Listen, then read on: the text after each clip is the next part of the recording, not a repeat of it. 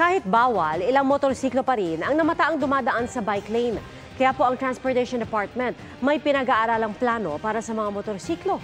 Alamin kung ano yan sa pagtutok ni EJ Gomez. Sa ipinadalang video ng isang concerned citizen sa Facebook page ng 24 Oras Weekend, makikita ang ilang motorcycle riders na dumadaan sa bike lane sa bahagi ng EDSA Camp Aguinaldo nitong Huwebes. Ayon sa video sender, nagbibisikleta siya tuwing papasok at pauwi mula trabaho.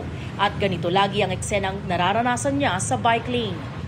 Ayon sa MMDA, maraming motorcycle riders ang araw-araw dumaraan sa bike lane na tila ginagawa nilang fast lane, lalo na kapag mabigat ang trapiko at rush hours sa EDSA.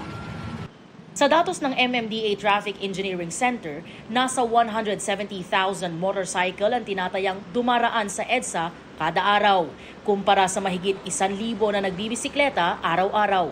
Kaya di magamit ng maayos ng mga nagbibisikleta ang bike lane.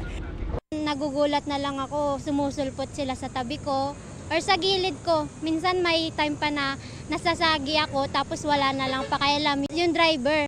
Unfair po kasi kapag kami po yung mga lumalabas sa bike lane naman po, bumubusina naman po talaga sila. Tapos kapag kami naman po, wala na lang po kami magawa. Sa pagbagtas nga namin kanina sa Quezon Avenue, may taxing nakaharang sa bike lane. Pasado tanghali kanina, nakunan namin ang isang motorcycle rider na dumaraan sa bike lane. Sa bandang unahan pa, may nakaparada namang sasakyan. Pag may bantay naman po kasi talaga, hindi talaga kami dumadaan. Pero kung wala namang bantay, syempre sobrang traffic nga, tapos nag-aabol kami ng oras, talaga napipilitan na lang din talaga dumaan sa bike lane. Hiling ng ilang siklista, Hulihin yung mga dapat hulihin. ang Transportation Department, katuwang ang MMDA, pinag-aaralan ng pagkakaroon ng motorcycle lane sa EDSA. Sabi ni DOTR Secretary Jaime Bautista sa isang pahayag, tinitingnan ng mga ahensya na itabi ang posibleng motorcycle lane sa mga bike lane. Para sa GMA Integrated News, EJ Gomez, nakatutok, 24 Oras. Nakitaan ang sintomas ng tuberculosis ang halos 400 persons deprived of liberty sa Pasay City Jail. Ayon sa warden ng City Jail, lumabas sa x-ray ng mga PDL na may sintomas sila ng TB. Pero hindi pa naman daw ito conclusive. Naka-isolate muna sila ngayon.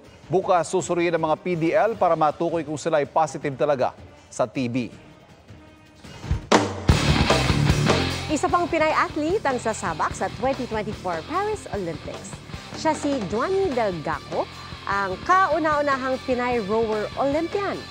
Nakuha niya ang ika-4 na pwesto sa 2024 Asian and Oceanian Rowing Olympic Qualification Regatta sa South Korea. Natapos niya ang Final A race ng Women's Single Sculls category sa loob ng 7 minutes and 49.39 seconds. Ayon sa Philippine Olympic Committee, siya na ang ika-12 Pinoy athlete na nag-qualify sa Paris Olympics. Mga kapuso, patuloy na tumutok sa mga balita. Mag-subscribe sa GMA Integrated News sa YouTube. Sa mga kapuso abroad, samahan niyo kami sa GMA Pinoy TV at www.gmanews.tv.